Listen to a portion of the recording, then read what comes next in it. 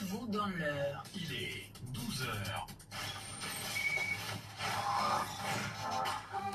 Le week-end, c'est toujours chaud sur Pyramide FM. Sport en direct, DJ en live et invité politique. 105.5 FM. C'est ici que ça se passe. Des 12. Des 12 de Pierrot Attiobé sur 105.5.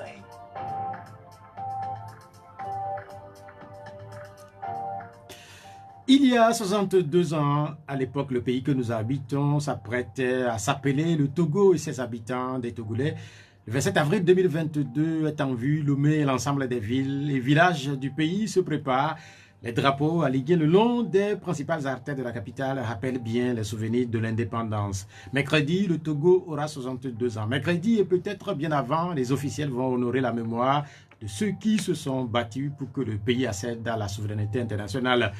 Dans la foule des observateurs, des curieux, les traditionnelles questions vont revenir. Le pays est-il réellement indépendant? Fallait-il vraiment se battre pour cette indépendance? Quel bilan politique, économique ou socio-culturel peut-on faire de cette indépendance? Dans la foule des curieux et des observateurs, sans doute qu'on peut contempler les dernières réalisations en matière d'infrastructure. Dans la même foule, sans doute qu'on constatera les retards du pays. Pas 7 ans de plus, la nature appelle gouvernants et gouvernés à retrousser les manches. Dans les quartiers de Lomé, les eaux de pluie restent têtues. Si ces eaux arborent les couleurs rouges ou oranges à Tokoin, à Goué ou à Dido Gomé ailleurs, comme à Adam Avocat Gomé ou Bain, elles se parlent parfois de noir ou pire le vert. Il y a 48 heures, l'humanité réfléchissait encore à une terre plus verte. Le 22 avril, c'était la journée de la Terre et elle devrait être en vérité la plus grande des journées internationales. Si notre planète n'existait plus, si elle tombait malade ou mise en danger, où irions-nous poursuivre nos rêves? Nombreux sont ceux qui nous quittent. Il y a 15 ans, jour pour jour, la diva de la musique togolaise, Julie Akofa Akoussa, a définitivement laissé tomber le micro. Il y a seulement quelques jours, des fidèles auditeurs, Maglo et Ali, ont éteint à jamais leur téléphone. Ces derniers ne participeront plus jamais aux émissions radio et notamment au D12. Ils n'auront plus de questions. Ce dimanche, les questions qui continuent d'être posées sont encore nombreuses. Pourquoi les forces publiques ont-elles encore empêché les responsables de la DMK à organiser dernièrement une réunion au siège de la CEDPA? La dynamique Monseigneur Podjo a dénoncé ce qu'elle appelle une énième violation des droits des partis et associations du Togo. Ce dimanche, un autre parti va se réunir avec ses militants. La NCT meeting dans la commune Golfe 4. Cette autre réunion va-t-elle pouvoir se tenir? Lance-t-elle en réalité l'entrée du parti de Jean-Pierre Fabre dans la course aux prochaines élections régionales? En fin d'année, en principe, partis au pouvoir et ceux de l'opposition devraient être conviés à un nouveau scrutin. Si UNI sera bien au départ de cette élection, on ne sait pas encore avec certitude les partis de l'opposition qui aligneront des candidats. En attendant la fin de l'année, un sage de UNI a lancé les hostilités. Charles Kondi Agba rêve pour le Togo d'une opposition constructive.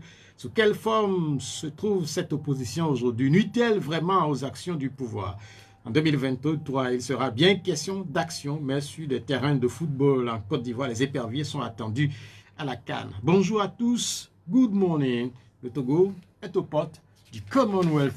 Notre invité est le porte-parole et conseiller du président de l'ANC, Éric Dupuy, est avec nous. Vos questions dans 45 minutes au 96 50 34 37 et puis 70 43 09 70. L'émission est mise en onde par Vincent Lasboga.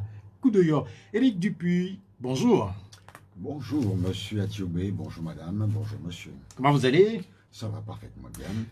Nous allons entamer cette émission par quelques mots sur l'élection présidentielle en France. Ce jour, donc, les Français choisissent entre Marine Le Pen et Emmanuel Macron. Quand on sait les relations entre la France et l'Afrique, on peut commencer une telle émission en parlant d'abord de cette élection. Vous, est-ce que vous avez une préférence? En préférence, peut-être pas, je suis togolais avant tout, hein, mais de sensibilité socialiste. Et ce qui fait que je peux regretter l'absence de la gauche au second tour. J'aurais bien sûr préféré M. Mélenchon face au président sortant, M. Macron. Mais ce sont les Français qui ont décidé. Mais ce qui est à retenir pour nous Togolais, c'est la démocratie française. Puisque dès que le premier tour est terminé, vous avez vu les partis politiques chausser leurs bottes pour les législatives. Et nous avons entendu M. Mélenchon appeler la gauche à s'organiser pour avoir la majorité à l'Assemblée nationale de manière à pouvoir peser sur le gouvernement prochainement. Quelle que soit la personne élue, si la majorité parlementaire est issue de la gauche, c'est bien entendu le programme de la gauche qui sera mis en œuvre par M. Mélenchon ou tout autre. Malheureusement, nous n'avons pas cette chance au Togo. L'opposition n'existe pas, on en parlera à l'Assemblée nationale, on en parlera tout à l'heure. Et on fait tout au Togo pour qu'il n'y ait pas d'opposition. Et vous savez, je me rappelle, il y a quelques années, le CAR avait gagné les législatives et normalement, à l'époque, la Constitution prévoyait que le chef du gouvernement devait être issu de la majorité parlementaire, mais le régime en place a trouvé moyen. Mais à cette époque, le Premier ministre était effectivement issu de la majorité présidentielle, de la majorité parlementaire, c'était Edem Kodio, c'était de l'histoire, je ne sais pas s'il va falloir la refaire cette histoire. C'est pas de l'histoire ancienne, c'est-à-dire que c'est toujours une réalité au Togo. Nous parlerons du Togo sans... On ne respecte pas la Constitution. Nous parlerons du Togo, mais retournons sur cette élection. Vous avez dit quelque chose qui est fondamental. Si éventuellement Mélenchon, son parti gagnait, ou si la gauche arrivait à triompher lors des législatives, on aura donc droit à une certaine cohabitation. Est-ce que c'est bien? Tel que ça a été le cas avec François Mitterrand et Jacques Chirac comme Premier ministre, et puis Jacques Chirac, président, avec Lionel Jospin comme Premier ministre, moi je trouve que c'est une bonne chose, c'est une dynamique de la politique, de la démocratie. Il faut s'en féliciter que des partis avec des programmes totalement opposés puissent diriger ensemble un pays. Mais est-ce que ce n'est pas une porte ouverte une nouvelle fois pour des conflits? Non. Vous savez, les exemples que je vous ai cités aujourd'hui, il y a eu des oppositions, une opposition frontale, soit avec Chirac, soit avec Lionel Jospin en tant que chef du gouvernement.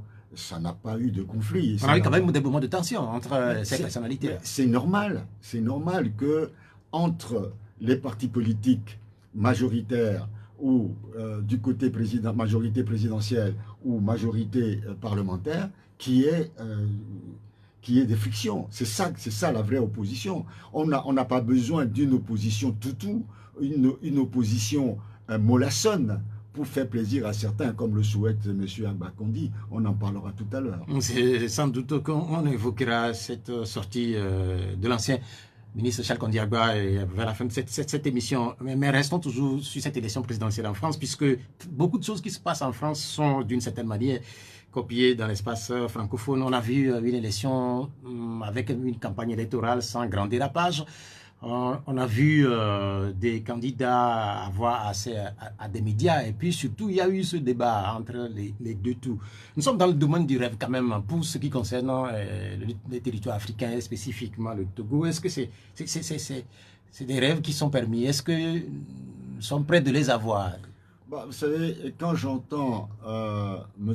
Kondi Agba parler, je crains que non. Parce qu'au Togo, comme dans plusieurs pays africains, on ne se respecte pas, on ne respecte pas l'opposition.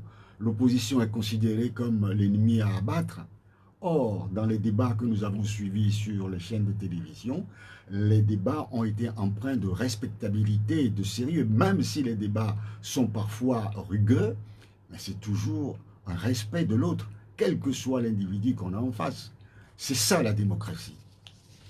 En démocratie aussi à la française, c'est que ce soit à 20 h, on aura un président de la République ou une présidente de la République.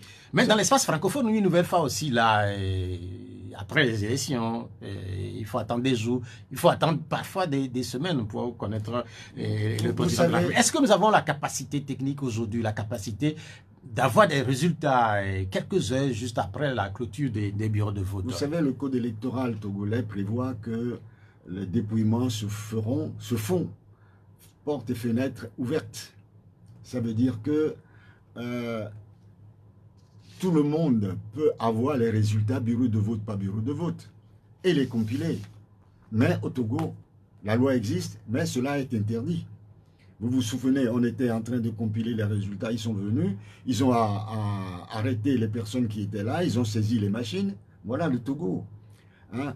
On a les moyens d'avoir les résultats très rapidement par sondage, ce qu'on appelle les sondages sortis des bureaux de vote. Là, vous dites quelque chose de nouveau, là. En fait, les sondages dans les pays francophones, on n'en connaît pas assez. Mais c'est parce qu'ici, on ne met rien en œuvre pour que cela soit possible. Mais est-ce que nous Parce avons... que comme ceux qui nous dirigent sont spécialistes en fraude, ils craignent que les autres soient aussi mauvais que en matière, ou aussi bons qu'en matière de fraude. C'est tout est muselé, tout est cadenassé. Mais dans ces pays-là... Pour que la vérité des urnes n'apparaisse point. Dans ces pays-là, on a des structures qui font des sondages. Mais dans nos pays, même pour ces sondages, parfois, il faut que ces structures-là arrivent chez nous. Est-ce qu'il ne va pas vous savez, il y a constituer des structures pour faire des sondages sur place? Au Togo, il y a des structures capables de le faire. Il y a les services d'État qui sont à même d'avoir des statistiques, les services des statistiques et des chiffres. Mais allez dans ces services de statistiques, demandez des statistiques sur tel ou tel marché, vous ne les aurez pas. Parce que rien ne fonctionne dans notre pays. Si ce n'est pas pour le régime ou les tenants du régime, vous, en tant que citoyen togolais, vous n'avez droit à aucune information.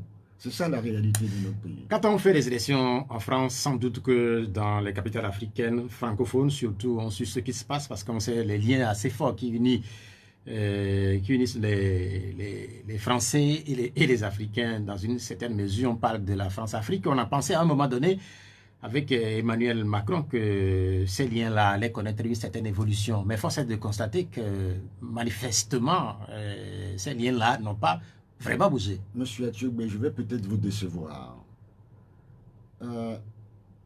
Nous avons tort, nous Africains, de tout attendre de l'Europe et notamment de la France. Essayons d'être nous-mêmes d'abord. Essayons de discuter avec les pays européens d'égal à égal. Nous n'avons rien à craindre de ces pays-là. Nous avons des hommes aussi compétents, des hommes aussi intelligents, des hommes et femmes, je veux dire. Nous avons les mêmes capacités de développer nos pays. Pourquoi nous avons besoin de nous montrer obséquieux vis-à-vis de ces gens-là? Nous n'avons pas besoin. Mais dans ce cas, nous avons pour la plupart, Africains et Togolais, fait nos études en France. Nous sommes diplômés des universités françaises. Pourquoi nous serons moins capables que eux à diriger nos pays? Je ne comprends pas. Mais c'est ça le discours. Nous avons des ressources minières, nous avons des capacités de développement de nos pays. Pourquoi nous ne le faisons pas? C'est tout simplement parce que nous n'avons pas cette volonté politique de développer nos pays. Un régime est au pouvoir au Togo depuis 60 années. Rien n'a évolué dans ce pays. Vous parlez du Togo, mais c'est le cas aussi au Sénégal, au Mali, en Guinée, en fait, un peu partout. C'est les mêmes types de rapports. Mais quand vous voyez ces pays-là, on se rend compte qu'il y a une évolution dans ces pays-là. Vous allez à Cotonou, à côté, en 7 ans, ce pays a évolué. Mais ça, vous êtes en train de dire autre chose. Au Ghana, ça a évolué. Non, mais vous êtes en train de dire autre chose. Je parle des rapports que le continent africain entretient avec la France. Nous devons avoir avec la France des rapports de pays d'égaux à égaux, d'égal à égal. C'est ça que nous devons avoir. Mais si nous avons une attitude d'obséquiosité face aux Européens et face à la France, ça ne marchera jamais. Est-ce que ce n'est pas un problème africain que togolais, finalement? Parce que vous êtes en train de donner l'exemple du Togo, mais quand on prend les autres pays, ils sont dans les mêmes postures. C'est tout simplement parce qu'il y a eu une génération de dirigeants des pays africains qui n'avaient pas les capacités de diriger le pays, qui sont arrivés là par hasard et qui ont été aidés pour la plupart du temps à faire des coups d'État par les Européens, notamment les Français. Ils arrivent là-bas et tout ce qui leur importe, c'est de s'enrichir le plus rapidement possible au lieu de s'occuper du développement de leur pays. Ceux qui ont voulu le faire ont été très vite éliminés. Je citerai en premier Sylvanus Olympio. Tous ceux qui ont voulu être progressistes, voir le développement de leur pays, d'abord, ont été chassés du pouvoir, ou sinon ont été purement et simplement assassinés. Il faut le reconnaître. Disons la vérité au peuple, disons la vérité à la génération future. Bien, merci. Nous avons passé une quinzaine de minutes à évoquer l'actualité française avec cette élection qui a lieu ce dimanche et dont les résultats seront connus autour de 20 h entre Emmanuel Macron et Marine Le Pen. La France aura un nouveau président pour les 5 prochaines années. Mais parlons de 10 ans. 10 ans pour Uni qui dirige le Togo, puisque Uni a célébré il y a quelques jours ses 10 ans et le temps est passé très vite, on ne s'est même pas rendu compte. Est-ce que c'est également le cas chez vous? Je ne vois pas le parallèle. Je ne vois pas le rapport, dirait quelqu'un. Nous, ça fait depuis 2010 que nous avons créé la ANC, ça fait 12 ans, en toute transparence. Or, vous comparez la ANC au RPT Uni, qui est issu du RPT, qui est créé depuis 1967. Le père a régenté ce pays pendant 38 ans et le chef d'État actuel n'est pas au pouvoir depuis 10 ans, il est au pouvoir depuis 17 ans. Je parle de Uni, du parti qui s'appelle Uni. Son parti, le parti qu'il dirige, a 10 ans, dit-on, mais lui qui est le chef de ce parti... Est-ce que Uni n'a pas 10 ans? Moi, je pense que Unir a plus que ça. Puisque APT Unir existe depuis 1967. C'est le même régime. Ce sont les mêmes hommes qui dirigent aujourd'hui le pays. Ce sont les mêmes hommes qui constituent ce parti-là. Ils sont là depuis les années 90, même certains bien avant. Si ce n'est pas eux, ce sont leurs enfants qui sont là. Il n'y a rien de nouveau. Donc pour vous, il n'y a pas eu d'évolution? Il n'y a pas eu d'évolution. Mais vous permettez, quand je lis qu'ils disent, voilà, franchement, c'est à rouler par terre.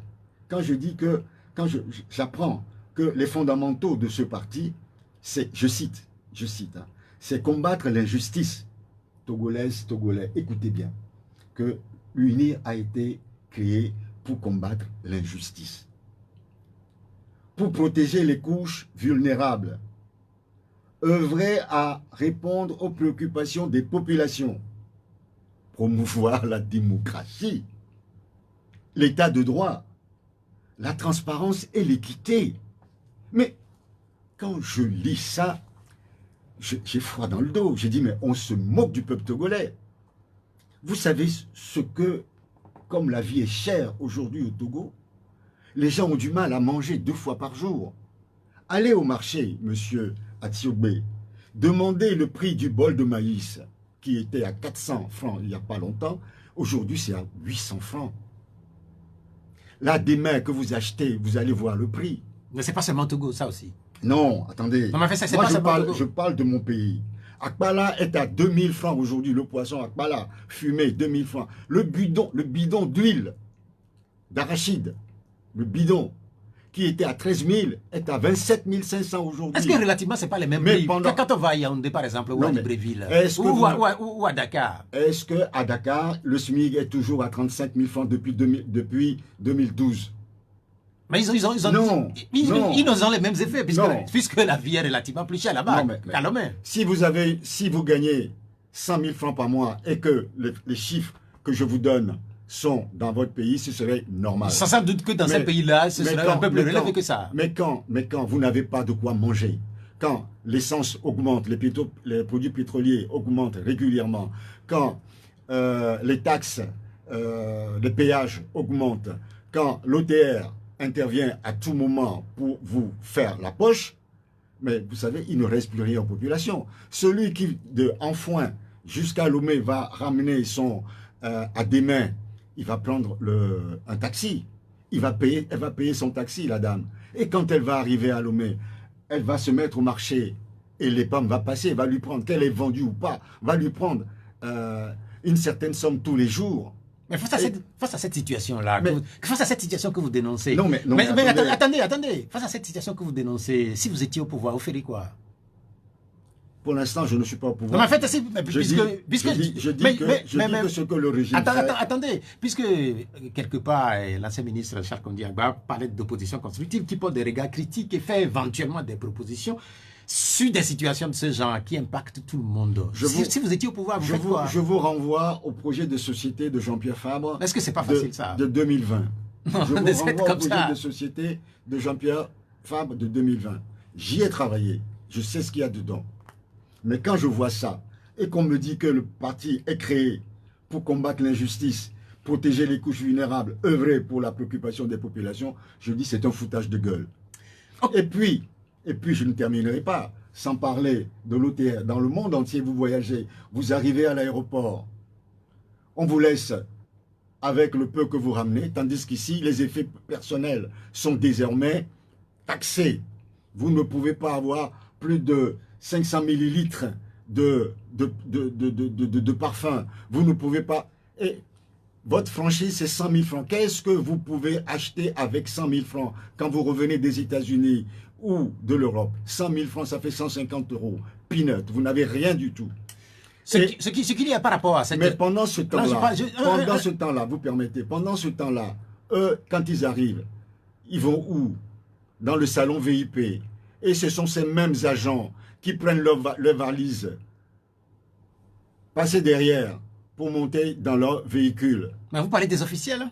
Pas des officiels, leurs familles, leurs entourages. Mais ce que vous dites, je ne sais pas si c'est ça la réalité. Mais Moi, je prends souvent l'avion, je peux le garantir. Mais en fait, nous, on n'a pas cette chance de prendre tout le temps l'avion. Donc Je on ne n'ai sait pas dit que je prenais l'avion tout le temps, mais je prends souvent l'avion, je peux le dire. Sur la question liée aux nouvelles dispositions à l'aéroport international de Lomé, nous ferons l'effort d'avoir sur notre antenne, dans une de nos émissions, mais les vous responsables savez, de l'OTE pour, si pour vous avoir voulez- plus d'ample. Si vous voulez, je peux vous donner le texte. Hein. Je connais le test. Il y a un texte qui est distribué, Je connais le qui test, est mis mais, à la disposition des voyageurs. mais le test, je le connais. Mais Je n'invente rien, Je le suis- texte est là. Hein. je suis d'accord, je connais Le le test. texte est là, je ne l'invente rien du tout. Mais il faut l'expliquer, ce test. Il faudrait comprendre pourquoi est-ce que finalement l'OTE est obligé de passer par là et au niveau de l'aéroport de Lomé. Pourquoi on est obligé de passer par là? C'est tout simplement parce que pendant des années, on a saigné ce pays, on a pressé ce pays comme des citrons. Et aujourd'hui, on voit que les pays voisins se développent,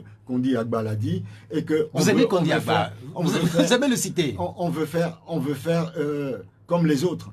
Monsieur Talon, elle a, en moins de 7 ans, elle a fait de sa capitale une très belle ville. Nous, on est là depuis, le chef de l'État, depuis 17 ans. Depuis 17 ans, le Togo n'a pas évolué depuis l'indépendance, le Lomé n'a pas évolué depuis l'indépendance. Mais c'est ça la réalité. Et maintenant, pour pouvoir boucher les trous, parce que pendant des années, cette minorité dénoncée par le chef de l'État s'est gavée, s'est enrichie aux dépens des populations. Maintenant, on cherche de l'argent tout azimut pour faire semblant d'un développement. Disons-nous la vérité. Ils veulent une opposition constructive. Nous leur proposons Nous parlerons une opposition frontale. Nous parlerons de la position de Charles Kondi Agba qui a été exprimée, une position pour laquelle un certain nombre de commentaires sont faits depuis quelque temps. Nous avions parlé en bref des 10 ans de Uni. Vous avez senti ou vous avez le sentiment que beaucoup de choses n'ont pas évolué. Mais intéressons-nous maintenant à votre parti, l'ANC, puisque vous organisez aujourd'hui un meeting dans le pays. Il y a eu récemment également quelques partis politiques qui ont eu des activités sur le terrain. Est-ce qu'on peut conclure que tout doucement la situation au niveau des partis politiques est en train de reprendre? Je ne sais pas. Je peux vous dire que nous, c'est le 3e meeting que nous organisons. Nous avons déjà organisé un meeting à Godogang, dans le Golfe 1, le 13 février dernier. Puis le 13 mars, c'est-à-dire un mois après, nous avons organisé un autre meeting à Vepozo, dans le Golfe 6. 2 meetings qui ont connu une très belle affluence. Donc, les fédérations de la commune de Golfe 4 invitent les populations à une grande manifestation public aujourd'hui, un grand meeting sous la présidence du président national Jean-Pierre Fabre, maire de la commune de Golfe 4. Donc, j'espère que la pluie qui s'annonce va se calmer dans les minutes qui suivent et que les populations se rendront très massivement à Kassimé pour ce meeting. Et même si la pluie persistait, vous savez, à l'ANC, nous avons l'habitude de faire des meetings même sous la pluie. Dans quel cadre vous le situez, ce meeting? Ce sont des meetings d'information et de sensibilisation. Vous savez, pendant ces 2 dernières années, nous avons été vilipendés, insultés, on nous a traités de tous les noms, des mensonges, et ainsi de suite. Donc, le travail d'un parti politique, c'est d'approcher les militants et les sympathisants, c'est de leur expliquer la réalité des faits, de leur expliquer la situation politique qui prévaut dans notre pays. Et dès que nous aurons terminé ces meetings à Lomé et dans la région maritime, le président national va prendre son bâton de maréchal pour parcourir tout le pays à la rencontre des populations togolaises jusqu'à Dapaon, comme il sait le faire, puisque vous savez que par le passé, c'est 33 à 40 meetings par an qu'il faisait à l'intérieur du pays. Nous allons recommencer nos activités en espérant que le régime actuel nous laissera mener nos activités. Pourquoi parler de maréchal? Son bâton de maréchal, oui. Bah oui, ou de pèlerin, si vous voulez. Un pèlerin, peut-être. Ça ne fait pas peur. Un maréchal, c'est militaire. Ça peut faire. Pas nécessairement. Un maréchal peut être un maréchal d'opérette ou un maréchal des logis, ce n'est pas nécessairement un militaire de haut rang.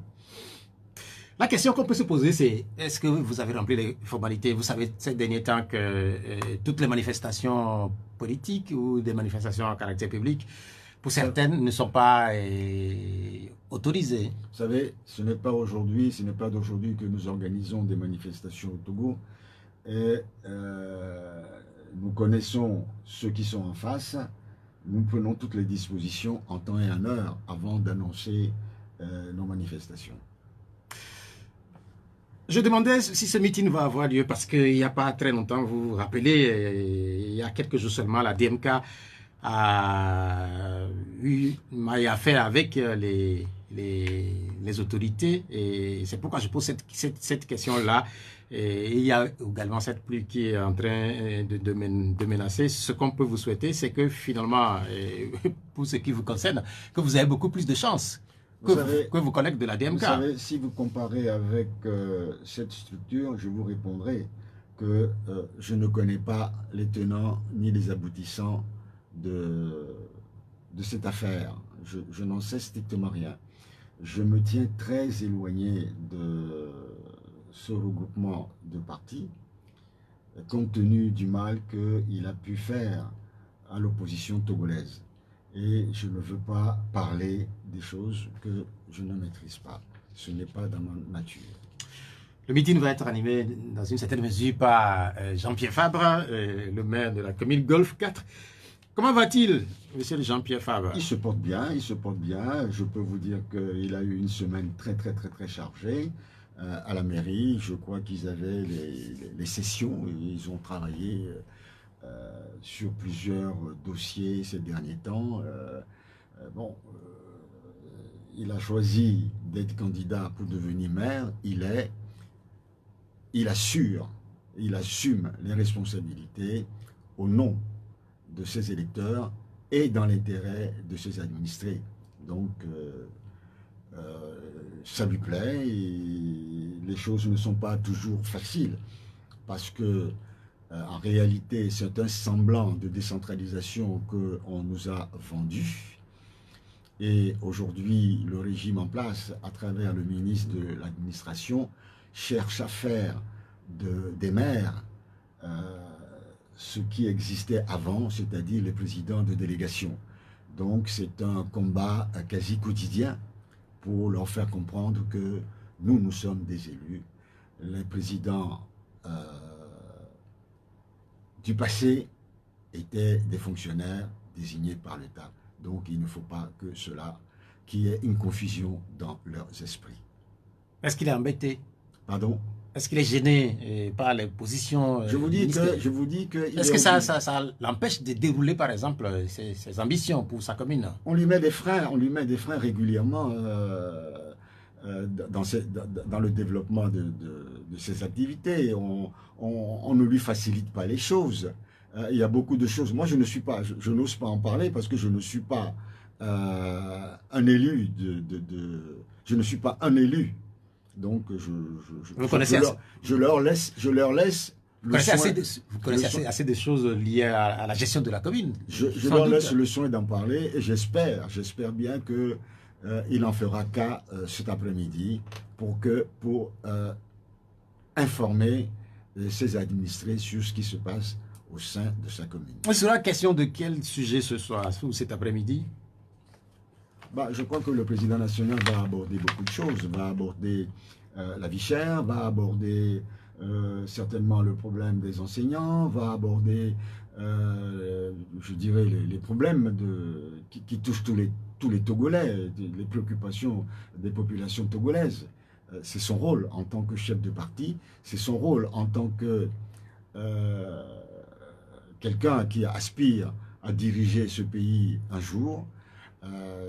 Il a l'obligation et le devoir de s'exprimer, de prendre à cœur les préoccupations des populations et peut-être même de dessiner quelques pistes de solutions. Mais quand vous dites qu'il aspire à diriger un jour ce pays, à un moment donné, on a pensé qu'il a atteint le plafond. C'est un peu comme si, devenu maire, il a atteint ses limites. Ah bon? Vous me faites rire. Vous me faites rire. Vous voulez passer le bac et vous avez le BEPC, vous avez atteint votre limite. C'est une façon de concevoir les choses que je ne partage pas. La question aussi, c'est s'il demeure l'homme de la situation. Bien sûr, il demeure l'homme de la situation. Aujourd'hui, j'estime que c'est le seul opposant qui ose dire haut et fort ce qu'il pense. Et oui, ça, je ne vois pas. Le seul? Le seul, oui. Non, mais en fait, nous recevons ici des opposants qui disent ce qu'ils pensent. Vous dites ce que vous voulez, moi je dis ce que je pense. Mais ce que vous dites, est-ce que c'est pas trop gros? Parce que là, dans votre fauteuil ici, il y a un certain nombre de leaders politiques qui passent et qui disent ce qu'ils pensent aussi. Pourquoi vous voulez que je ressemble aux autres? Non, vous dites que c'est lui le seul. Mais pour moi, oui. Pour moi, je suis son porte-parole, je suis son conseiller spécial. Pour moi, oui. Quel est le mal? Est-ce qu'on peut dire que vous n'êtes pas assez informé, finalement, sur les activités des autres qui sont également de l'opposition? Mais je ne vous comprends pas, M. Atchoubé. Si je dis que ma femme est la plus belle, quel est votre problème dedans? Non, mais en fait, c'est pas la même chose. Non, mais c'est pas la même chose. Quel est votre problème? Vous parlez de l'opposition. Bien sûr. Mais Jean-Pierre Fabre, ou l'ANC ne représente pas seule l'opposition. Je n'ai pas dit qu'elle représente seule l'opposition. Je dis que pour moi, c'est le seul qui ose dire haut et fort ce qu'il pense. Le seul de l'opposition. Oui, qui ose dire haut et fort ce qu'il pense. Mais il n'y a pas très longtemps, dans votre fauteuil, il y avait eu Diritama, par exemple. Il y avait eu, par exemple, Oulou Komi qui était passé ici. Mais il y a tous ces leaders qui passent. C'est vous qui parlez d'eux, moi je ne parle pas d'eux. Donc eux, ils ne disent pas librement ce qu'ils pensent. Vous avez cité Diritama tout à l'heure. Je n'ai pas voulu parler de lui. Mais quand il considère que l'ANC en tant que parti, l'un des partis, principaux partis de l'opposition, c'est du passé, je rigole bien. Et en même temps, il s'attaque à M. Kondi Agba, je suis désolé, je vais en parler, hein, dans des termes peu élogieux, tout simplement parce que M. Kondi Agba considère qu'à l'Assemblée nationale, il n'y a pas d'opposition. Or, cette opposition, entre guillemets, constructive, que le régime a fabriquée pour être à l'Assemblée nationale, il en fait partie. C'est ça que vous voulez me dire? Mais c'est ça, non, monsieur. Non, monsieur. Mais en fait, j'ai cité... Ça là, je n'appelle pas ça de la fermeté politique. Ça, c'est l'opposition constructive voulue et mise en place par le régime RPT. Mais j'ai pas cité... Appelons un chat un chat. Vous l'avez cité. J'ai cité également... Je suis désolé. J'ai cité également Oulou Komi. C'est celui qui me... Mais pourquoi vous ne réagissez pas sur la situation? Pourquoi voulez-vous que je réagisse à ce que vous voulez? Je réagisse à ce qui me plaît. Qui me convient. Bien, merci, c'est noté. Nous allons parler de Charles Kondi Agba, puisque vous avez cité ce nom à plusieurs reprises, parce que Charles Kondi Agba a fait une intervention ces derniers jours, et cette intervention a suscité un certain nombre de réactions un peu partout.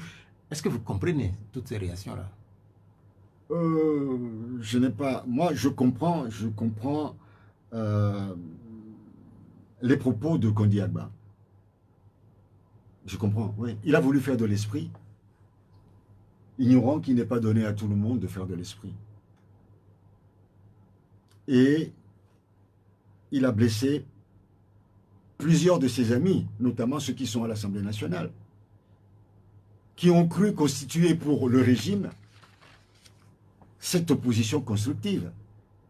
C'est ça qui a été créé, c'est ça qui a voulu être mis en place en 2018.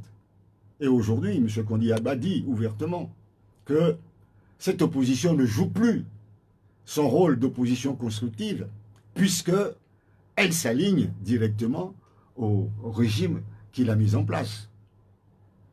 Est-ce que c'est...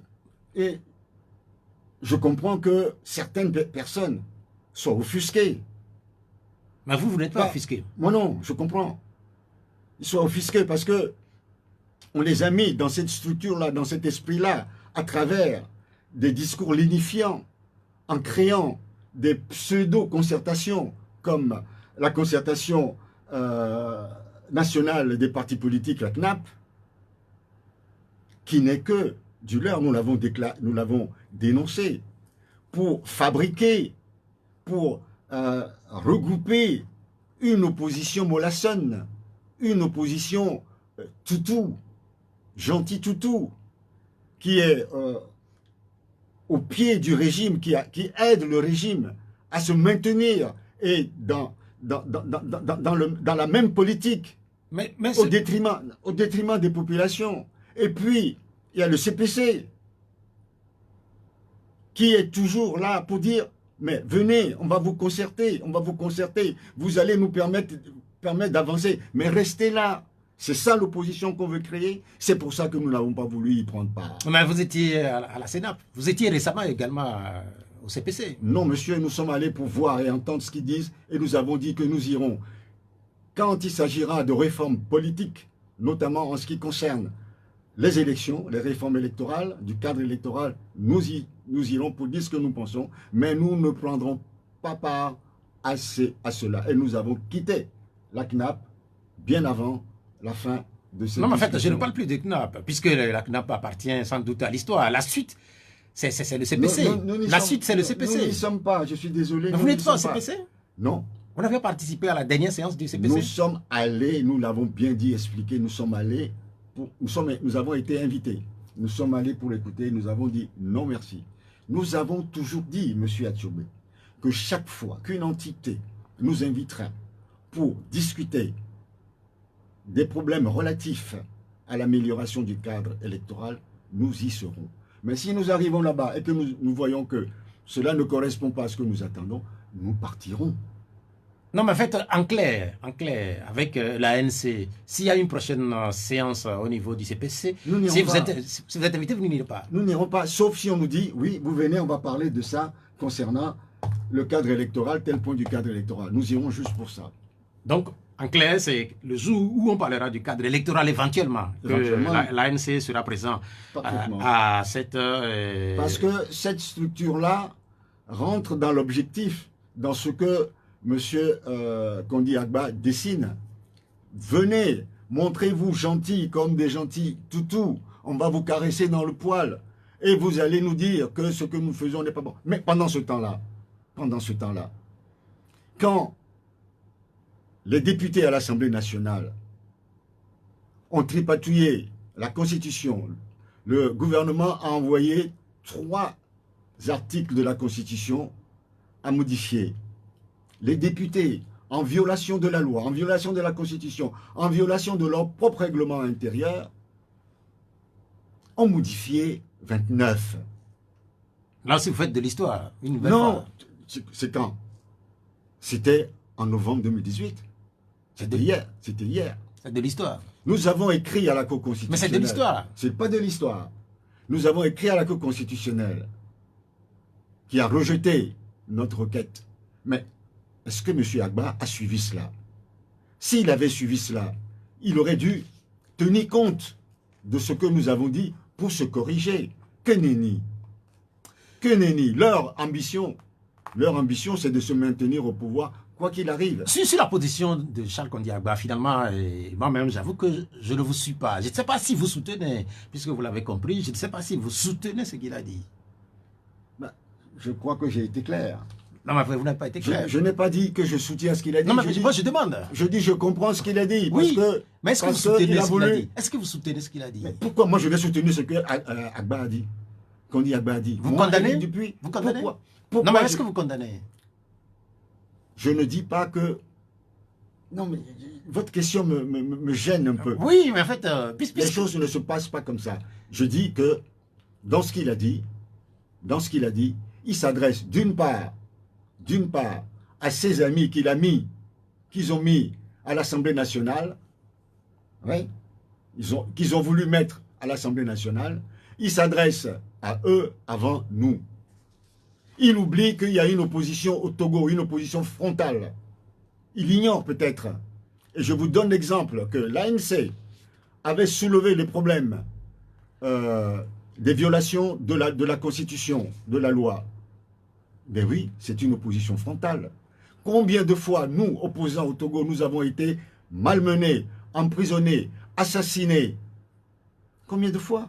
Combien de fois la maison de Jean-Pierre Fabre a été envahie? Qu'on a tiré sur des gens? Combien de morts nous avons connus? Et vous allez me demander si je comprends ce qu'il dit?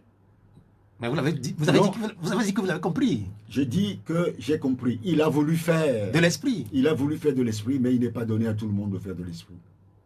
Oui, mais moi, ma question, c'était simple. C'était que Si finalement, quelqu'un a compris cette phrase, doit comprendre tout de suite que je trouve plutôt navrant qu'un responsable politique puisse tenir de tels propos. Charles Kondi-Agba parle dans le présent. Et dans ce présent-là, il est clair que l'opposition, elle se fait la guerre. Vous ne pouvez pas le nier. Il n'a pas dit ça. Non, mais il ne l'a pas dit. Mais l'opposition, elle se fait la guerre au lieu éventuellement de pointer des regards sur les actions du gouvernement. Pourquoi vous voulez faire dire à M. Kondi-Agba ce qu'il n'a pas dit? Il n'a pas dit ça.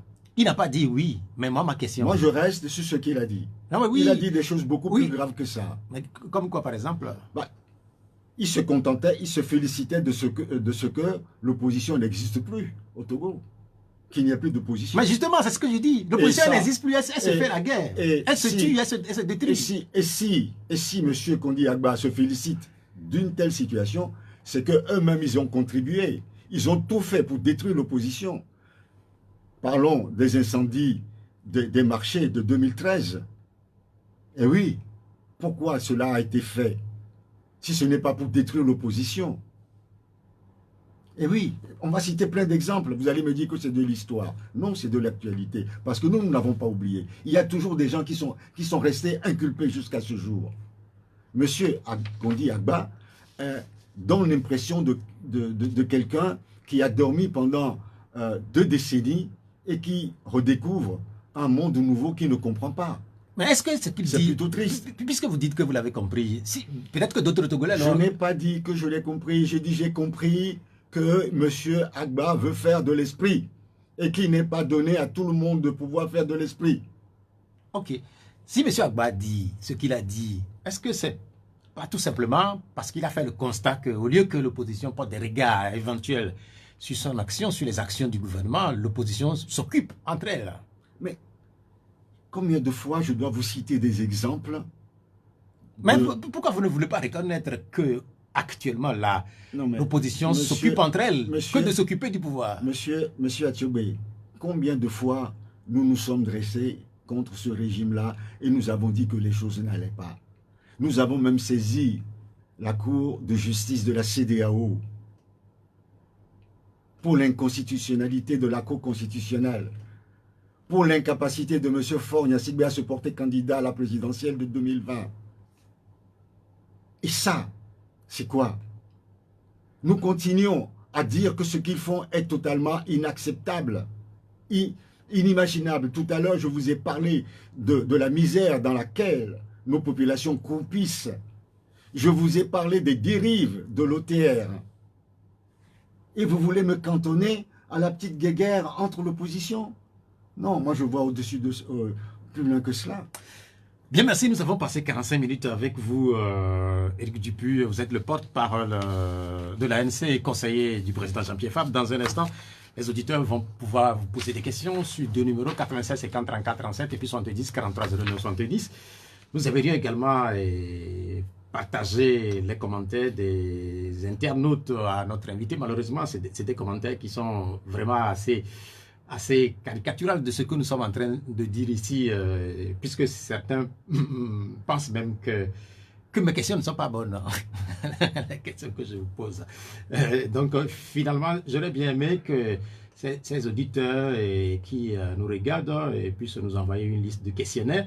Je me ferai bien le plaisir de les poser à notre invité qui est là. Les auditeurs qui sont à Lomé et qui sont en ligne, ils peuvent commencer par se manifester. Le premier auditeur qui est en ligne, allô, bonjour. Oui. Oui, bonjour. Bonjour. Bonjour, monsieur. Oui, c'est M. Pelé. Ah. Oui, Pelé, vous êtes à l'antenne. Votre question. Excellence, bonjour. Bonjour, monsieur Pelé. J'espère que cette fois-ci, votre question sera différente de celle que vous avez l'habitude de me poser. Ah non, il n'y a pas de souci. Bon, je voudrais vous informer que je serai au meeting de l'entrée cet après-midi. Merci. Ok. Bon, moi, je voudrais... J'ai deux préoccupations. La première préoccupation, c'est concernant la sortie de M. Charles Kondiaba, qui parle d'une opposition constructive.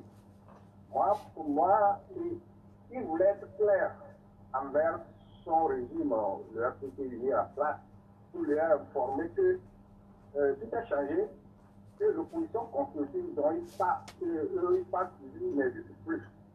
Qu'est-ce que je voudrais dire? Parce qu'au lendemain des élections de 2020, la CELAP a été créée par un arrêté ministériel dont l'ANC, IDS et FDR sont partis raconter M. Adra. Je pense que c'est à partir de là que la SNAP ou la CELAP a été créée. Alors, un arrêté ministériel, est-ce que ça peut résoudre un problème congolais? Je ne sais pas quelle crise existe avant que vous êtes parti à cette CELAP. La réponse ou bien la conclusion de la CELAP, c'est on a trouvé la CENI. Aujourd'hui, nous avons une CENI. Est-ce que, M. Réditi, on aura confiance à cette CENI qui est là avec l'ANC, avec un seul membre? Nous pouvons avoir la confiance pour passer aux prochaines élections. Est-ce que nous pouvons avoir une confiance? Deuxième préoccupation de ce directement. Pelé. Oui, alors. Mais déjà, vous avez exprimé déjà plusieurs préoccupations. Oui, deuxième préoccupation. C'est concernant les 4% dont Jean-Pierre Pape a aujourd'hui. On l'a attribué en 2010-2015, c'est 36%. Aujourd'hui, si on voit les 4% de l'utilité de Jean-Pierre Pape, le peuple congolais demande, ou bien la population se demande, où sont passés les 38% de M. Jean-Pierre Pape? Est-ce qu'on peut le trouver dans les 19% de M. Agberoube, ou bien on peut le trouver dans les 70% de M. Poignatingi? Merci. Alors, je vais tout de suite répondre à la dernière question. C'est un calcul qui est trop simpliste. Je crois que M. Pelé ignore qu'il y avait eu un fort taux d'abstention, notamment dans la région maritime, près de 60%. Et ma réponse est claire. Les 32% dont vous parlez, ou voire même plus, sont partis dans ceux qui ne se sont pas déplacés ce jour-là pour aller voter. Ils ne sont pas allés voter pour deux raisons. La première raison, c'est qu'ils n'ont pas pu obtenir leur carte d'électeur. Rappelez-vous, en 2018, on avait, à travers la C14, demandé aux populations de ne pas aller s'inscrire. Puis après, quand il y a eu d'autres inscriptions pour la présidentielle, à notre demande, ce sont des inscriptions sur la liste électorale totalement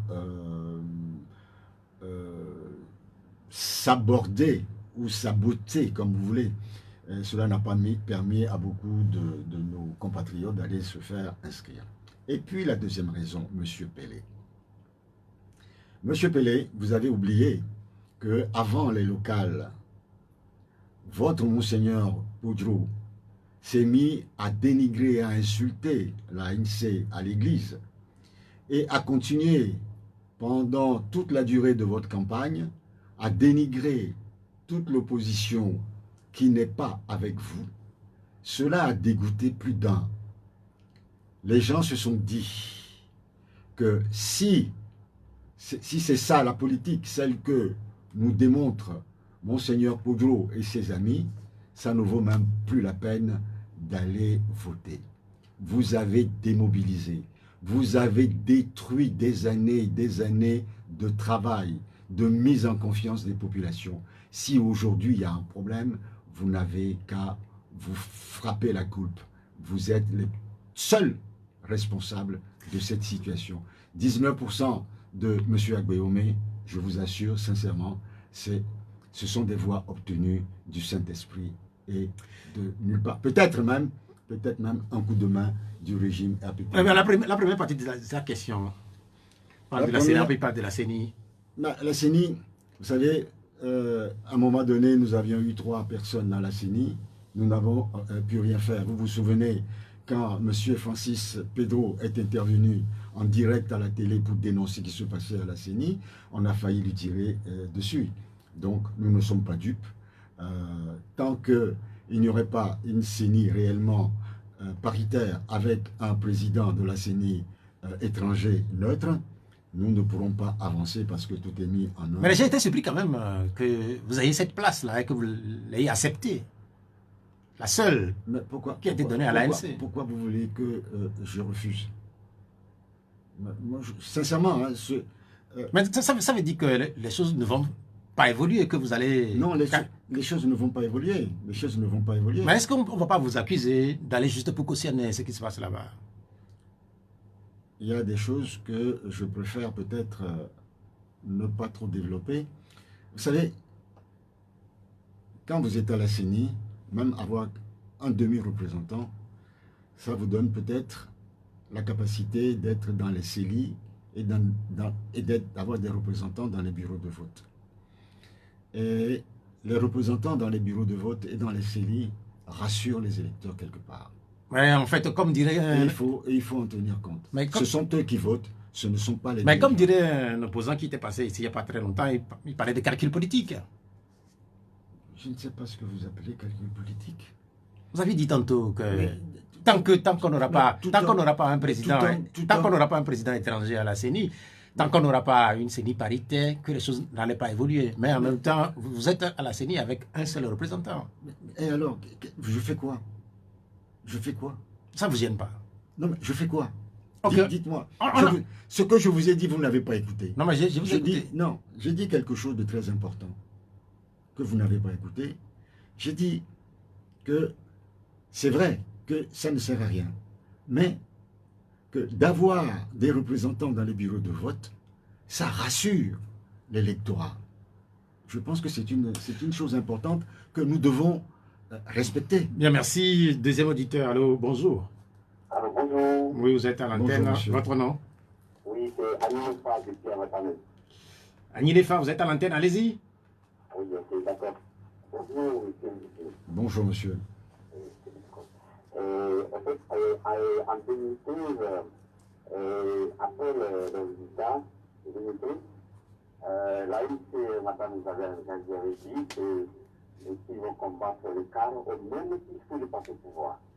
Et après l'élection de Réveil, l'élection que Dynamique Démocratique a participé, et l'AIC, quand on a donné le résultat, au premier abord, ils ont dit que voilà que ils savent que c'est deux candidats qui sont en avant. Après le résultat, ils ont demandé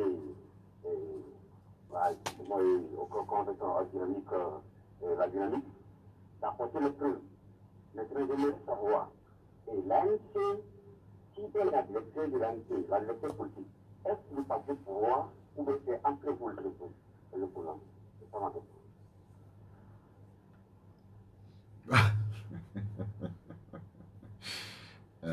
Vous savez, le CAR n'a jamais été un adversaire de l'ANC. Nous avons toujours eu des relations cordiales. Je peux même vous dire que moi, personnellement, j'avais de très très bonnes relations avec feu président Agouibo. Et il m'appelait gentiment mon sorcier. Mon sorcier? Mon sorcier, c'est comme ça qu'il m'appelait. Mais à quoi il dit ce pseudo-là? Je ne sais pas. Il avait une certaine affection pour moi. Et moi aussi. Vous l'appelez comment? est grand frère. Ah, C'est mon grand frère. C'est mon grand frère. Et donc, il n'y a pas... J'entretiens de bonnes relations avec Jean Kissy et d'autres personnes. Si Maître Isabelle Améganvi avait réagi à l'époque, c'est tout simplement parce que certains responsables du CAR sur les ondes avaient attaqué l'ANC. Je veux parler du chef Tobi Dagban? Dagban, qui parfois dit des choses indignes d'un homme de son rang. Mais chacun a sa façon de s'exprimer. On peut le lui concéder. Et c'est suite à ça que Isabelle Améganvi avait répondu. Maintenant, pour la deuxième partie de la question de monsieur, nous avions bien écrit, lors de notre première déclaration communiquée, que 2 parties étaient en avance. Mais c'était tout. Et puis nous avons écrit que les éléments qui étaient en notre possession, avec les coupures de téléphone, d'internet et autres, ne nous permettent pas de dire que cette élection a été transparente. Nous l'avons dit. Qu'est-ce que ce monsieur veut que je lui dise d'autre? Nous ne pouvons pas dire que, il a dit la DMK, je crois, a gagné ou que monsieur Kodjo a gagné. Nous ne pouvons pas, nous n'avons aucun élément qui le dise. D'autant plus que nous avons relevé de nombreuses irrégularités. Il faut qu'on cesse de revenir là-dessus. Nous avons tout dit, nous avons tout expliqué. Bien, merci. Prenez la peine de nous écouter une bonne fois pour qu'on ne fasse pas perdre du temps. Merci. À vos auditeurs. Troisième auditeur, allô? Oui. Oui, vous êtes en antenne. À l'antenne, oui. Je vais dire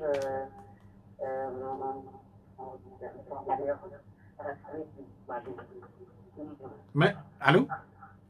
Allô? On entend mal. Je vais dire conséquence de la famille de destruction. Mais, s'il vous plaît, vous êtes en ville? Vous êtes On entend en très pleine mal. ville? Pardon?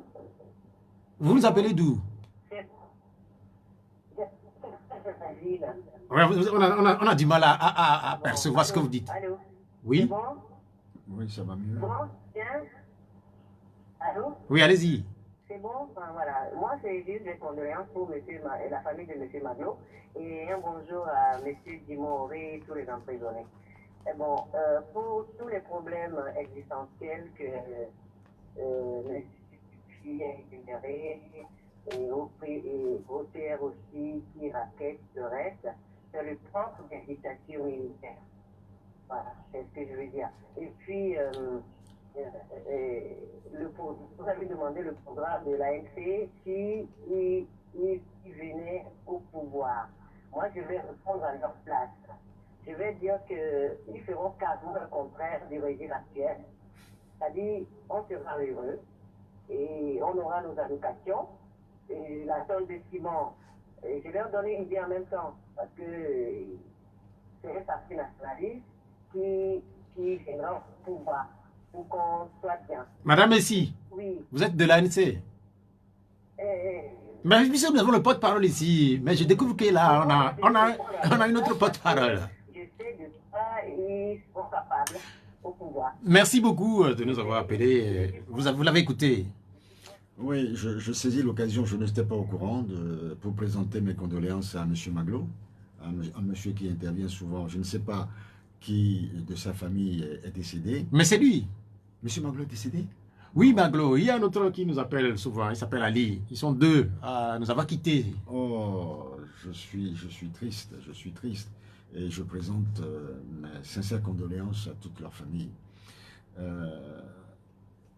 Maintenant, à ce que dit Madame Messi, c'est vrai, quelle que soit la personne qui intervient, qui prendra le pouvoir demain de l'opposition, il y aura un grand changement dans notre pays. Ça, je suis d'accord avec elle. Et Tout à l'heure, je vous ai demandé de relire le projet de société de M. Fabre. Ces projets, d'ailleurs, le régime en place s'en inspire de temps en temps. Et quand je voyais ce qu'il disait tout dernièrement à Saint-Cassé, je retrouve certains pans de développement que M. Jean-Pierre Fabre s'était promis de mettre en œuvre s'il était élu en 2020. Ce que vous avez dit me rappelle un autre leader qui était passé ici. Il a dit relativement ou oui, presque la même chose. Lui aussi dit que il sent que le pouvoir copie ses idées ou le pouvoir met en pratique ses idées. C'était Nicolas Lawson, il avait dit presque la même chose. Mais est-ce que c'est pas finalement bien que le pouvoir est puisé ou puise de temps en temps dans les propositions faites par des Togolais que vous êtes? Ça prouve qu'il y a une opposition responsable et digne dans notre pays et qu'on n'a pas besoin d'une opposition constructive aux bottes du régime pour pouvoir continuer à faire de la politique. Est-ce que une opposition constructive, c'est forcément aux bottes du régime? Bien sûr, parce que dans un pays normal, on ne peut pas demander à une opposition d'être ceci ou d'être cela. Une opposition se construit. Quelle est la vocation d'une opposition? C'est de combattre le régime, c'est de s'opposer à un régime qui est en place. Alors, constructif, ça veut dire quoi? Cohabiter, tout faire pour que le régime persiste et reste là-bas. Dans ce cas-là, on arrête de faire de l'opposition. Allô? Bonjour, Bonjour. Madame Zita. Oui, Madame Zita, vous avez un poste récepteur à côté, vous voudrez bien diminuer son volume? Ça va? Oui, allez-y, vous êtes à Zanguera. Je suis à Banque. Ok, allez-y. J'aimerais poser une question à notre invité, le conseiller, quand vous parlez de M. Fabre. Est-ce que nous venons de dire tout à l'heure qu'ils sont le seul parti à pouvoir affronter le pouvoir et à dire ce qu'ils ont pu le faire? Avec cette pandémie et cette galère qui nous posent, est-ce qu'ils arrivent, ils ont eu la chance de rencontrer M. le Président, M. Fabre, pour nous dire ce qui se passe le chef togolais? Et qu'est-ce qu'il en dit? Le secondo, avec le meeting qui est en train de dire que le président prendra son bâton au maréchal pour faire le tour du Togo, tout ça là, est-ce qu'il est sûr avec tout ce qui s'est passé, avec les meetings, nos enfants qui sont tués, battus, gazés, tout ça là, est-ce qu'il est sûr qu'il y aura encore une foule derrière eux comme avant, une population derrière eux pour aller sur, parce que le peuple se sent trahi par l'opposition, surtout le ANC. C'est ce que moi je vois. Donc, les deux personnes à qui moi j'aimerais bien le poser. Et nous qui sommes nés, par exemple, moi, je suis né le 27 avril, on dit que les dépendances du Togo, mais on ne se sent pas indépendant, on est toujours sur l'emprise des colons. Qu'est-ce qu'il en font de tout ça? Merci, mon émission. Bien, merci. Madame Zita. Bon, je l'invite à aller à Kassim tout à l'heure pour voir si les populations vont sortir ou pas. J'espère qu'elle est à Lomé. Je ne lui demande pas de venir au meeting. Elle prend sa voiture ou elle prend un Zémidian ou elle se cache derrière la station essence d'Akassimé et elle observe ce qui se passe. Après, elle sera fondée sur la réalité de ce qui se passe dans notre pays. C'est trop facile de parler au nom des populations quand on ne la connaît pas. Nous, on va à la rencontre des populations. On sait ce qui se passe. On était à Godogan il n'y a pas longtemps. On était à Thiviers aux obsèques de notre frère décédé il y a quelque temps, M. Voudis. On a vu le nombre de femmes et d'hommes habillés en orange qui se sont déplacés à leurs frais pour venir. Je crois que ces dames, au lieu de s'enfermer dans une certaine amertume, la ANC n'est pour rien dans ce qu'elle soit née le 27 avril ou pas. Mais est-ce que vous la comprenez quand même? Parce qu'en parlant de l'opposition, elle parle de l'opposition dans son ensemble et spécifiquement non, de l'ANC. Elle a dit plus particulièrement l'ANC. Elle a pointé du doigt l'ANC et non les autres partis. Je suis désolé. Ce n'est pas une généralité qu'elle a évoquée. Non, mais en fait, dans cette généralité. En ce qui concerne la souffrance du peuple togolais, la difficulté à vivre du peuple togolais, je crois que j'en ai parlé assez largement depuis que je suis là. Et vous êtes même intervenu pour me couper parfois. Sur sa question, c'est éventuellement s'il y a des démarches en tant que parti de l'opposition vis-à-vis du pouvoir pour qu'ensemble éventuellement trouver des solutions. Parce que vous avez l'impression qu'on n'a pas suffisamment de solutions pour cette vie chère qui nous tenaille. Mais vous savez, par le passé, quand Jean-Pierre Fabre était chef de file de l'opposition, et puis après d'ailleurs, il a écrit au chef de l'État à maintes reprises pour le rencontrer, il n'a jamais eu de réponse. C'est aussi simple que cela. On ne règle pas. Or, dans la charte des partis politiques, il est bien écrit que les chefs de partis politiques sont reçus à leur demande par le chef du gouvernement, le chef de l'État. Cela n'a jamais été le cas. Mais madame, relisez les textes et vous verrez que M. Jean-Pierre Fabre a fait les démarches nécessaires. Bien, merci. Et que toutes les portes lui sont fermées. Merci, vous êtes à Noukafou à cette question de Benoît Cessi, question envoyée depuis Noukafou. Que pensez-vous du cumul de fonctions au Togo? C'est parce qu'il n'y a plus d'autres compétences ou c'est parce que ceux qui cumulent sont trop intelligents? C'est tout simplement parce que on ne veut pas de vous. Ce sont les mêmes. Tout à l'heure, je disais que certains ont eu leurs parents qui ont servi le père du chef de l'État, qui sont toujours au gouvernement ou dans les entreprises d'État, et leurs enfants aujourd'hui sont dans les mêmes situations. Le peuple, il n'y a pas de place pour le bas peuple, si j'ose utiliser le terme. C'est ça que nous reprochons d'ailleurs à ce régime. C'est le chef de l'État lui-même qui l'a dit. Il y a une minorité qui accapare tout, pas seulement les richesses du pays, tout, le pouvoir, l'armée, tout dans ce pays. Une minorité, c'est lui-même qui l'a dit, une minorité qu'il dirige aux dépens d'une majorité qui constate qu'il y en a qui cumulent, il y en a qui sont là depuis des années, il y en a qui sont ministres depuis les années 90. Et pourtant, il y a des compétences au Togo. Il y a des gens qui sont capables de faire aussi bien, sinon mieux. Donc, mais puisque le même parti est au pouvoir, cette compétence-là, si elles ne sont pas forcément du parti qui est au pouvoir... Mais si vous n'êtes pas du régime au pouvoir, mais vous êtes une personnalité à abattre. Si vous cherchez du travail... Mais demain, par exemple, vous personnellement, vous êtes une compétence. Si demain, par exemple, on vous appelait pour devenir ministre, vous acceptez ou pas? Mais je suis un homme politique. Je me bats pour mes idées. Si je ne retrouve pas mes idées dans le régime qui est en place, ou le gouvernement qui est en place, pourquoi voulez-vous que j'y aille? Pour de l'argent? Je dis non. Pour le titre, l'honneur, je dis non.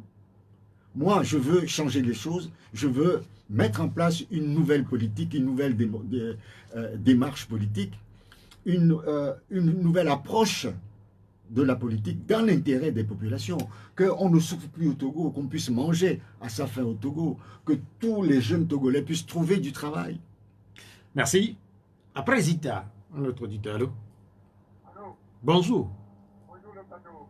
Oui, vous parlez un peu plus fort s'il vous plaît. Oui, Paul. Paul, vous nous appelez d'où? De Dablé. Paul de Diaglé. Bonjour. Oui, et le peuple était avec l'ANC depuis l'UMP.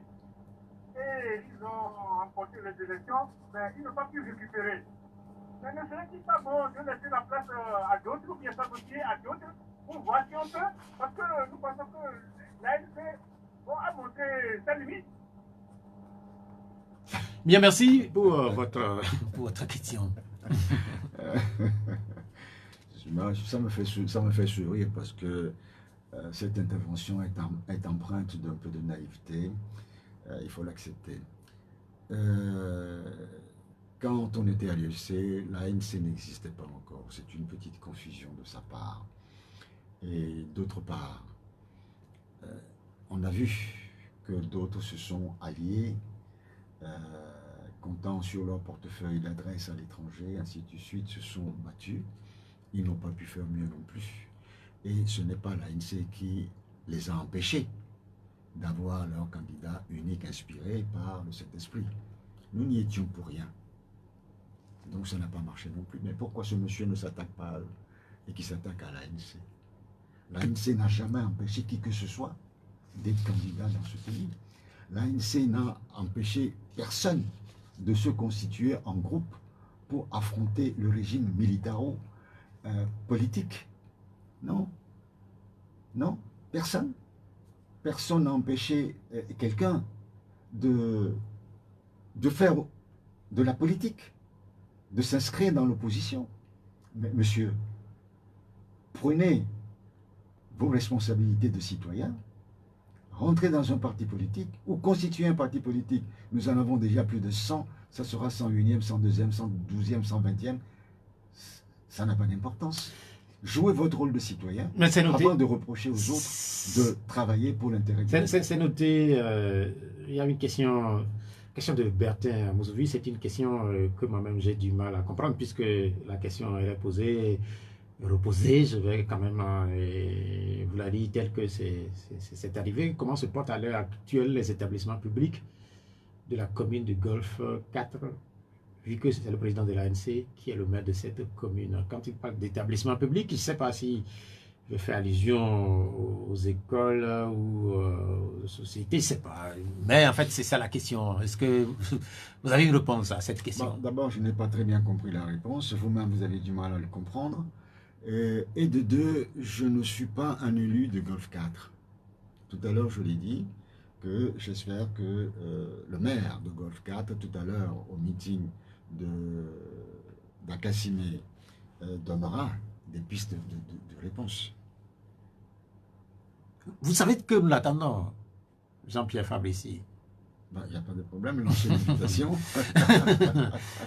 Nous l'attendons. Lancez l'invitation. Mais en fait, c'est une invitation que je suis en train de vous offrir comme ça. Je vais la lui transmettre. Pour que les populations de Golfe 4 puissent éventuellement lui soumettre leurs préoccupations et avoir éventuellement des réponses. Vous savez, je crois que c'est tous les samedis ou tous les vendredis, je ne me rappelle plus, ils sillonnent les quartiers. Pendant une de la commune. De la commune, pendant une demi-journée. Vous y allez avec lui? Je ne suis pas membre de... Je ne suis pas membre de la commune. C'est juste pour savoir, puisque vous êtes son porte-parole. Mais non, je suis son porte-parole dans le parti. Je suis le responsable de la communication dans le parti. Tandis qu'à la mairie, ils ont leur structure. Il faut respecter la diversité politique qui dirige. C'est noté, c'est noté. Allô? Allô? Bonjour. Bonjour. Oui, bonjour, vous êtes à l'antenne. Merci beaucoup. Bonjour. Bonjour, monsieur. Emmanuel. Emmanuel, allez-y.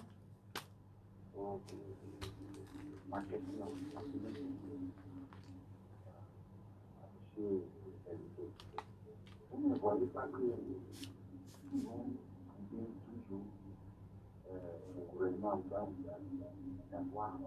il y a cet écho-là qui ne nous permet pas de comprendre ou de cerner facilement ce que vous nous dites, Emmanuel. Emmanuel peut se déplacer, changer un peu de position pour voir si la communication peut passer plus aisément. Allô, Emmanuel? Allô? Oui, allez-y. Oui, allez-y. Je demande à M.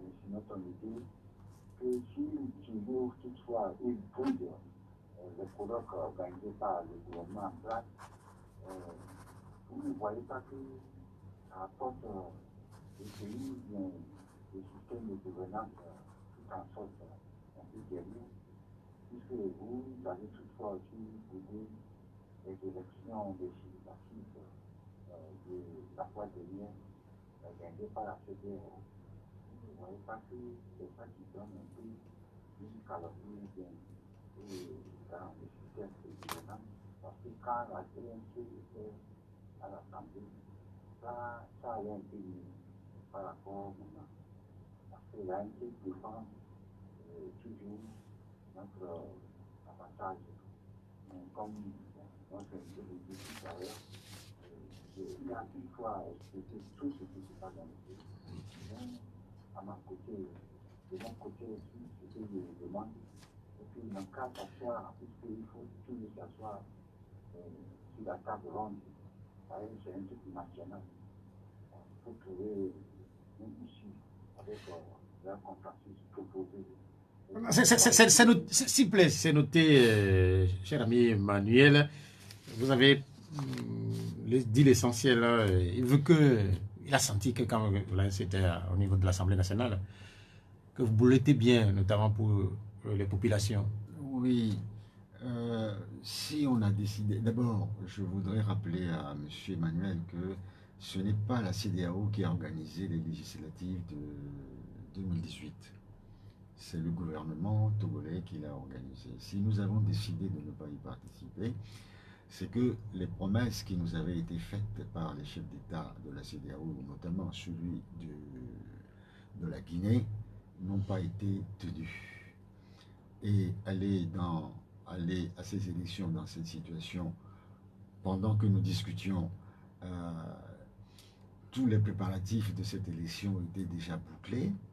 C'était un peu irresponsable de notre part. C'est pour ça qu'ensemble, au sein de la C14, nous avons pris cette décision-là. Il faut parfois savoir dire non quand on voit qu'il y a un piège dangereux pour soi. Voilà. Je sens que vous avez baissé, vous parlez de moins en moins fort là. Non, parce que je m'adapte aux voix de ceux qui les auditeurs. Ok, moi mais vous, quand vous me parlez très fort, je monte la voix pour vous répondre. Mercredi prochain, le Togo aura 62 ans et les autorités se préparent pour tenir les festivités avec ce qu'on a constaté, le recul de la Covid, puisqu'on sait qu'avec la Covid, ces festivités-là étaient limitées à leur strict minimum. N'est-ce pas une bonne chose contrairement aux années passées? Est-ce que la commémoration de notre fête d'indépendance, 62e anniversaire, préoccupe beaucoup nos populations aujourd'hui? Je crains que non. Pour fêter dignement cette commémoration, les gens ont besoin d'avoir un minimum vital, de pouvoir manger, de pouvoir rire, de pouvoir espérer seulement un lendemain meilleur pour eux-mêmes, pour leurs enfants. Avec cette ambiance que nous vivons depuis quelques années, on n'a pas le cœur à la fête. Tout dernièrement, il y a quelqu'un qui m'avait interpellé en me disant « Au moins, commandons des messes. » Au moins, commandons des messes. C'est ça seulement, c'est-à-dire que on n'a plus le cœur à faire la fête. Non, mais en fait, ce qu'il vous adresse, c'est spécifiquement à l'ANC? Que l'ANC commande des messes? C'est quelqu'un qui me parle à moi, Eric. Oui, mais en fait, que vous commandez des messes? Pourquoi vous ne commandez pas des messes? C'est pas nécessairement. Je ne sais même pas pourquoi il me dit ça d'ailleurs. Je ne sais pas. Puisque le pouvoir a commandé des offices religieux. Donc ça veut dire que les gens sont là. Ils sont fatigués. Les populations togolaises sont fatiguées. Ils n'ont pas une visibilité de leur avenir. Ils ne croient plus à un lendemain meilleur. Tout à l'heure, un monsieur demandait pourquoi il y a beaucoup de compétences au Togo et qu'il y a des cumuls de postes. Pourquoi c'est toujours les mêmes? Quand dans un pays, on pense à cela, on n'a pas envie de faire la fête. Et on se dit, bon, ils n'ont qu'à faire des défilés. Avant, quand il y avait des défilés, il y a des gens qui sortaient, même sous la pluie, pour aller regarder les défilés. Maintenant, ça se fait en cachette. Non, mais en fait... Ni vu, ni connu. Est-ce que c'est en cachette cet emplacement? Est-ce que les populations sont invitées à aller là-bas? Est-ce que les populations sont reçues? Non, monsieur. Mais on a vu ces derniers jours quand même beaucoup de drapeaux dans la ville de Lomé, dans presque toutes les communes. Et... Il suffit qu'un roitelet ou un ministre de l'étranger vienne, on a des drapeaux partout au Togo. Nous aimons ça. Non, mais spécifiquement pour le 27 avril. Mais nous aimons ça quand un chef d'État... Mais est-ce que vous voulez qu'on passe sous été noir cette date-là? Moi, Éric Dupuis, jamais. Oui, mais en fait, là, vous ne voulez pas qu'on passe sous été noir. Nos parents se sont battus, sont morts pour cette indépendance. au moins respectons leur mémoire. Est-ce que ce n'est pas ce qui se fait en ce moment-là avec ces festivités officielles? Avant, quand on fêtait le 27 avril, toutes les familles faisaient des pique-niques, se retrouvaient ensemble, entre amis, faisaient la fête. Aujourd'hui, on se regarde en chien et chat. C'est ça la réalité. Voilà ce qu'on a fait du peuple togolais. Il n'y a plus cette convivialité. Il y a la méfiance. Il y a la méchanceté. On ne veut pas vous recevoir. On ne veut même pas vous voir. On ne veut pas partager un morceau de pain avec vous parce que d'abord on n'en a pas. Et puis on ne vous fait pas confiance. C'est ce que ce régime a créé. C'est la réalité. Quand vous parlez d'avant, vous faites allusion à quelle année? Moi, je vous parle des années 60, jusqu'à l'assassinat de Sylvanus Olympio en 63. Vous voulez connaître mon âge? Non, mais en fait, ça a été très court, là, alors. Puisque mais il a été assassiné en 1963. Le Togo a été indépendant en 1960. Ça veut dire que c'était très court. C'était très court, ça fait à peine 3 ans, bien sûr. Et puis après, Gunis qui a fait à peine 3 ans et demi, 4 ans. Et puis c'est tout. Et depuis, c'est le même régime qui régente ce pays jusqu'à aujourd'hui. Quel est votre rêve pour une célébration de 27 avril réussie? Vous savez, j'étais à Paris en mai 81, quand François Mitterrand a été élu. J'ai rêvé de voir une ambiance comme ça un jour au Togo. Toutes les populations, tous partis politiques confondus, les gens étaient spontanément dans les rues. Musique partout, sur toute l'étendue de la France. Ils ont dansé, chanté jusqu'au petit matin.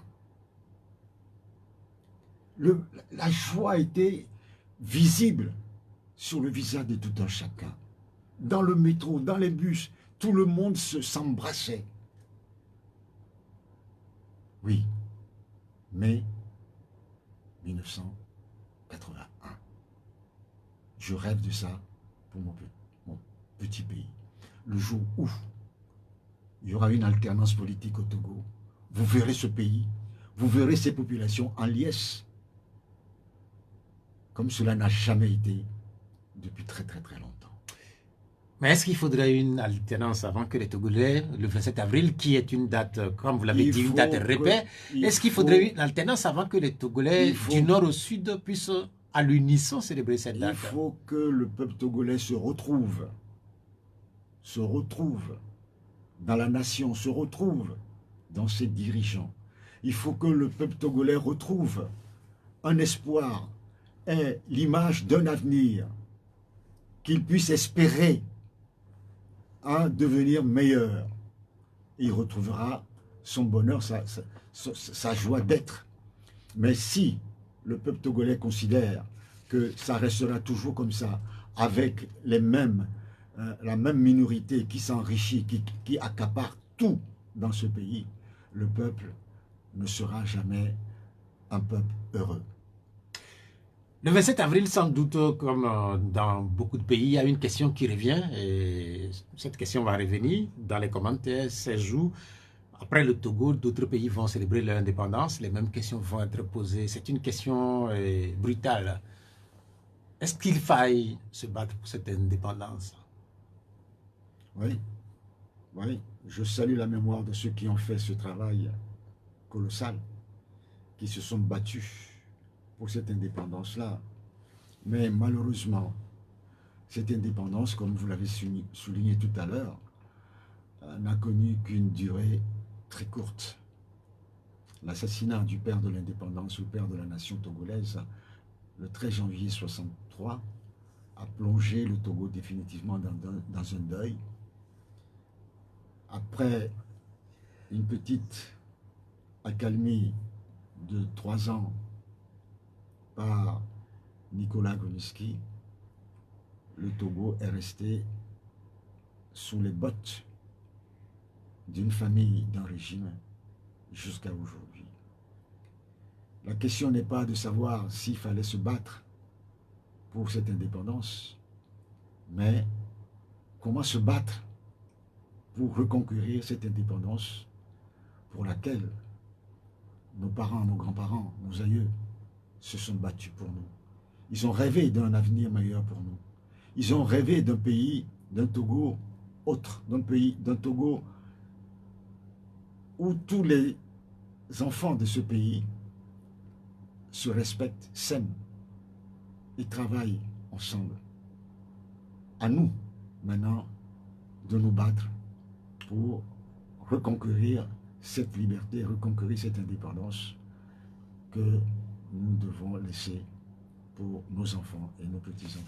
Oui, je demandais s'il fallait se battre pour cette indépendance et que si on sait qu'en Afrique, on dit souvent que les morts ne sont pas morts, de là où ils sont, ces Togolais qui se sont battus pour que le Togo soit indépendant, est-ce qu'ils se sentiraient trahis ou pas? Trahis par qui? Pas par le peuple togolais. Trahis par ceux qui ont été instrumentalisés par des régimes étrangers pour commettre des forfaitures dans leur pays. Quand on me dit que ce sont des étrangers qui ont assassiné le président Sylvanus Olympio, je dis non.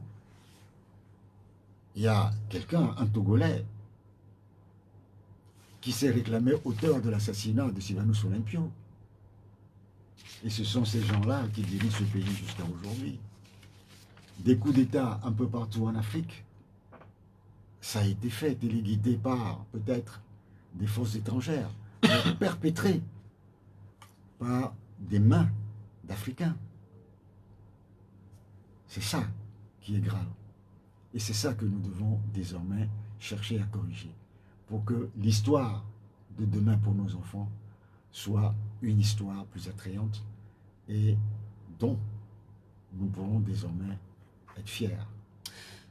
62 ans d'indépendance, chaque pays africain fait son petit bonhomme de chemin. Certains ont sans doute pris de l'avance sur d'autres. Quand vous prenez des capitales comme Dakar ou quand vous prenez Abidjan, relativement ces capitales sont en avance. Mais vous prenez Cotonou à côté. Oui, Cotonou. Moi, je ne suis plus allé à Cotonou, ça fait un moment. Allez à Cotonou, vous serez surpris. Vous allez. Vous savez, vous parlez de Dakar. J'ai vu la dernière fois qu'à Dakar, ils ont des TER, des trains régionaux rapides. Mais de beaux trains, des bus, pas ceux qui circulent à Lomé. Quand on regarde les bus qui circulent à Lomé, on a l'impression qu'on sort de la guerre de 45. On a l'impression que le Togo n'a pas évolué depuis 100 ans. C'est des bus du début de la révolution automobile. Et ça, nos dirigeants les achètent pour nous. Quel respect, quelle considération pour le peuple togolais. Je parlais des capitales africaines. Je veux qu'on dise un mot de Lomé. Parce que nous sommes en saison de pluie et on sait très bien que quand on parle de saison de pluie, notamment au Togo et à Lomé, on sait toutes les difficultés et que les populations à l'intérieur des quartiers endurent. Vous habitez, quelle est la situation relativement là-bas, dans le Golfe 2? Bon, je ne suis pas conseiller municipal. Je sais, mais vous habitez là-bas. Mais je sais qu'il y a certains quartiers du Golfe 2 qui sont très atteints. Je parle d'une partie de Noukafou. Je parle d'Atiégou. Atiégou, quand vous êtes à Atiégou et qu'il pleut, vous ne pouvez même pas marcher dans les rues. Hein? Les maisons sont sinistrées et il n'y a pas que Atiégou, il y a d'autres quartiers. Et ceci n'est pas seulement dans le Golfe 2, c'est tout Lomé qui subit les contre-coups d'une pluie. Il y a quelques années, vous allez dire que je reviens toujours sur le passé, c'est peut-être mon grand âge. Il y a quelques années, on disait que quand il pleuvait à Cotonou, il y avait des inondations. Et on nous expliquait que c'est parce que Cotonou est situé dans une zone qui était plus basse que le niveau de la mer. Aujourd'hui, les drainages, les irrigations ont fait que cela n'existe pratiquement plus. Et pourtant, il y a le fleuve qui est de l'autre côté, qui passe dans Cotonou. Vous avez la mer qui est là. Nous sommes dans une situation géographique. Cotonou est entouré d'eau. Mais ils sont arrivés, je ne dis pas qu'il n'y a plus d'inondation à Cotonou. Vous avez senti des efforts. Mais ils ont fait des efforts. Effort qui n'a jamais été consenti au Togo. Bien, merci d'être venu. Mais une toute dernière question, parce que c'est souvent le cas depuis un temps, sur les réseaux sociaux notamment, les débats, notamment là, ce que je lis sur notre page Facebook m'inquiète. Quand je vois les verbes qui sont utilisés, les mots qui sont employés, les insultes, c'est décourageant finalement. Et je ne sais pas, parce que je ne peux pas comprendre. Bah, c'est décourageant. Vous savez, moi, souvent, je prends les numéros de téléphone de ces gens-là et je cherche à connaître leurs identités. On découvre que très souvent, ce sont des jeunes désœuvrés, des jeunes manipulés à qui on donne quelque chose. Non, mais en fait, ici, je connais des gens qui ne sont pas des jeunes. Oui, mais souvent, c'est ça, et qui invectivent, et puis, bon, ça part dans les... Mais est-ce qu'il y a une solution? Vous savez, rapidement, l'information va tellement vite sur les réseaux sociaux qu'il est difficile d'encadrer cela. Merci d'être venu, Éric Dupuis. Je rappelle que vous êtes porte-parole et conseiller du président de l'ANC. L'émission elle s'achève. Merci à Boga Koudoyo pour la mise en onde technique. Je suis Pierre Roatiobé. Le prochain rendez-vous dès 12 et dimanche. Au revoir.